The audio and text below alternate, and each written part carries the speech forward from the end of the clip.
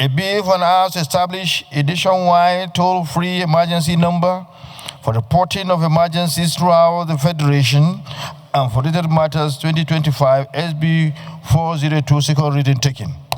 The bill referred to the Committee on Communications to report back within 4 weeks. Let me commend Senator Yar'adua for bringing forward this bill and those who partook in the debate. This is a wonderful arrangement, and it will go a long way to help the people of this country when whenever it is implemented, whenever the law is passed and the idea is implemented. This bill was read for the first time in this chamber on Wednesday, 20th March 2024. The bill seeks to provide for a nationwide toll-free emergency number that will aid the implementation of a national system of reporting emergencies and for other related matters. An emergency telephone number is typically a 3-digit number that can be easily remembered and dialed quickly. Emergency numbers are needed in life-threatening situations. They can also be used to report emergencies of various types, such as road accidents, fire, burglary, medical emergencies, and so on. Emergency telephone lines are set up in a way that once a call is made, it must be answered by either a dedicated telephone operator, a computer-aided call handling system, or an emergency service dispatch trained to control the calls in order to provide help. Some have special training in telling people how to perform first aid, cardiopulmonary resuscitation, which may be life-saving. The direct dial emergency number system was first deployed in the United Kingdom in July 1937 using the code 999.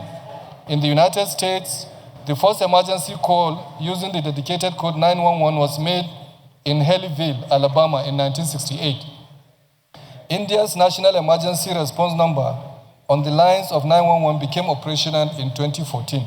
Mr. President, my distinguished colleagues, in many parts of the world, an emergency service can identify the telephone number from the call that was placed. With the latest enhanced systems such as the 911 code emergency telephone numbers are able to provide physical locations of mobile telephones, and these are often specifically mandated in a country's enabling legislation. However, Nigeria has several helpline numbers for different emergencies. In Lagos State, for example, there are several toll-free emergency numbers for police, ambulance, fire service, LASMA, CAI, LASEMA, women abuse domestic violence helpline, child abuse helpline, and flying doctors, amongst others. The Federal Capital Territory, Ogun State, and some other states of the Federation have different emergency numbers. The presence of multiple emergency numbers in Nigeria has been identified as an impediment to getting accelerated emergency response during emergency situations. Mr. President, distinguished colleagues, the bill essentially seeks to establish an efficient and effective emergency response system. It proposes the use of 112 as the national emergency number or any other 3-digit numbers as may be agreed upon during the public hearing. If during the public hearing, calls or text messages sent to the emergency numbers will land at the nearest public safety emergency numbers. Recent statistics show that close to 90% of Nigerians own mobile phones.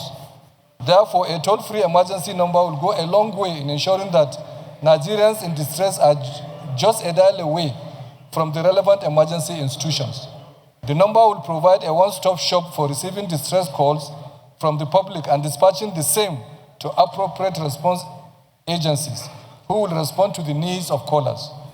The proposed 112 toll-free national emergency line is easier to learn, remember, and dial. It will save a lot of Nigerians the stress of having to memorize more than one emergency number.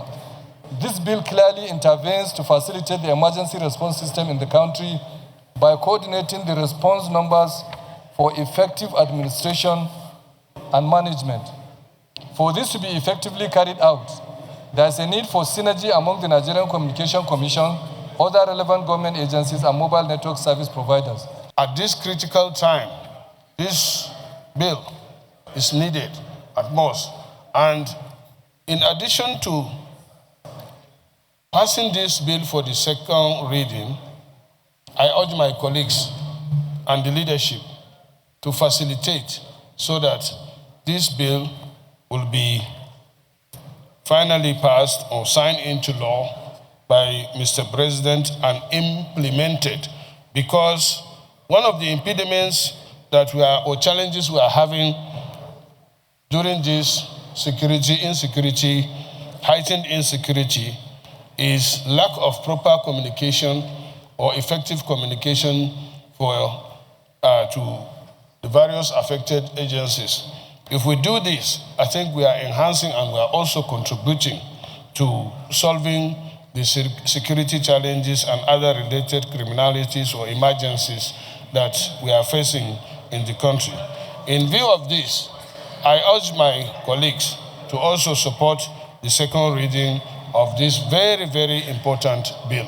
And the fact that our security community are always emphasizing or calling upon the general public to report what they see.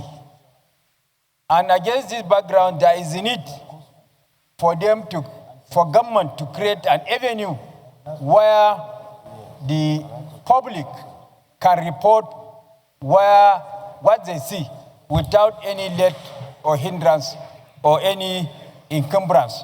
So what this bill seeks to achieve is to further give strength and muscular expression to the need for the general public to report what they see by having a dedicated emergency line where they will report what they see, as opposed to multiplicity of emergency lines that we have across the nooks and crannies of the country.